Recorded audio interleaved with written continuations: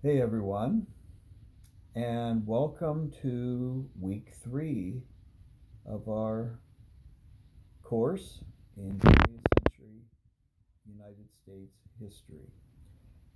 It was fun to have several of you in our live Zoom session last week, and thanks to those of you who weren't able to be there for going ahead and posting in the discussion forum so everybody was able to engage in ways that were appropriate. So thanks for that.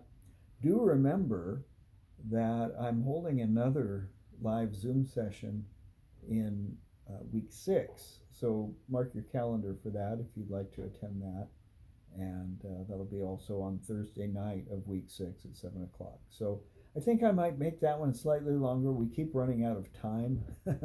Or every time I do this course and I have the live sessions, I say it's going to be an hour. And so what I'm tempted to do is plan for 90 minutes for those who are able to stay that long. Ask anybody who attends to stay at least an hour, but just frame it for more like 90 minutes. That might work better. So this coming week, week 3, our focus is on the 1930s and the Great Depression. So we're already to the third decade, actually the fourth decade of the 20th century to the 1930s. So we're moving right along. Make sure that you're doing your reading. There are 2 chapters this week, so a little bit more reading, and there's a written assignment as well. So keep that in mind. The chapters are chapter 25 and 26.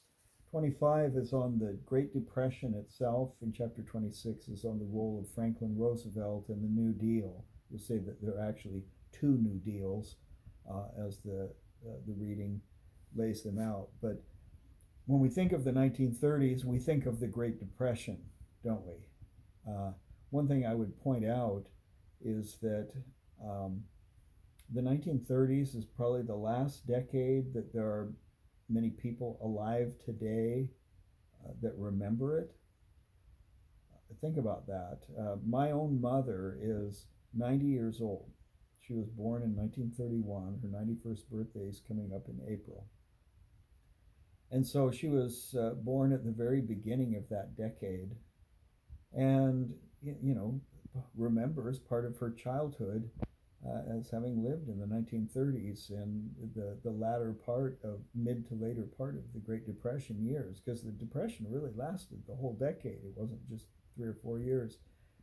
It lasted in many ways all up until the coming of World War II.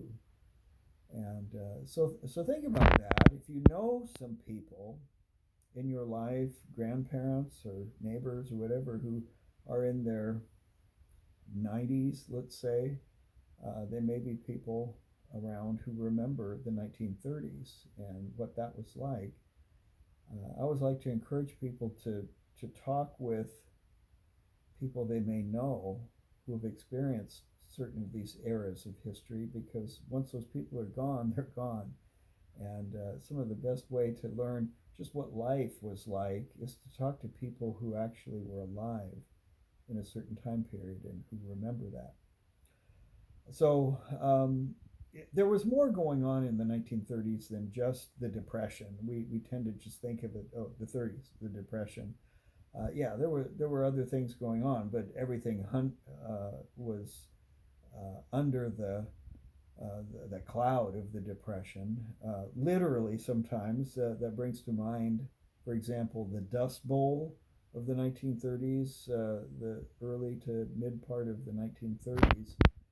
The Midwest, like Oklahoma, Kansas, Texas, and whatnot, a big chunk of the country there experienced the Dust Bowl.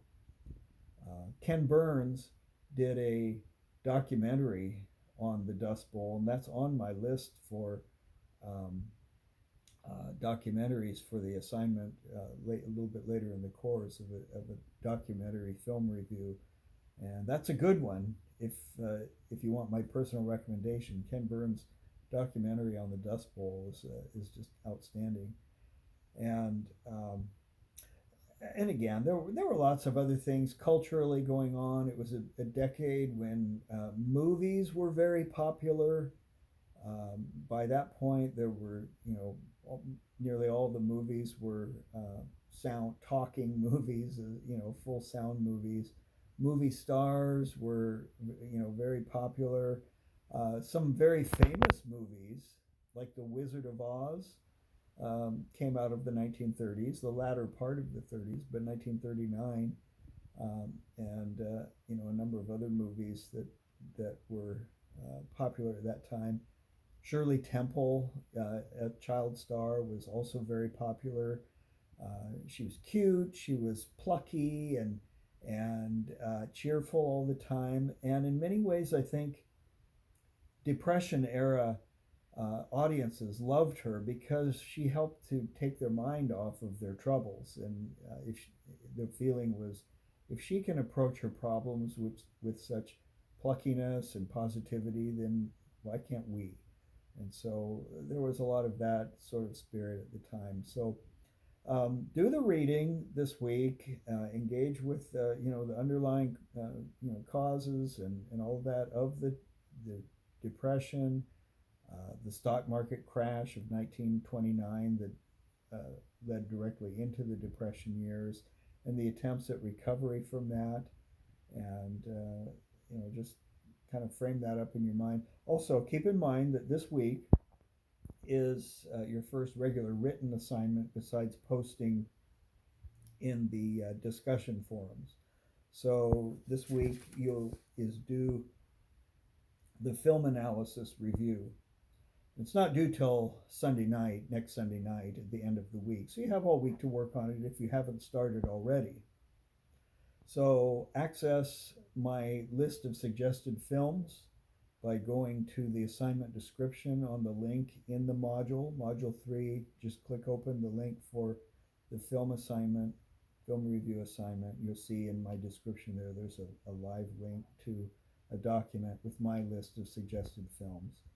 I think you should have no trouble finding one on there that you'd be interested in. If you really have another one that you'd like to do that's not on the list, ask me about it, and I'll let you know whether or not I approve it. So it might help to watch one that you haven't seen before. Sometimes people use it, or tempted to use it, as a time to rewatch a favorite film, which is okay, but sometimes it's nice to learn something new and think about something new. So you might consider that as you select your film, but I don't really police that or anything. But it's up to you. All right, so that's my little intro for the week. Hope you don't mind hanging with me for these 8 minutes that I've gone, and I will see you in the discussion forums.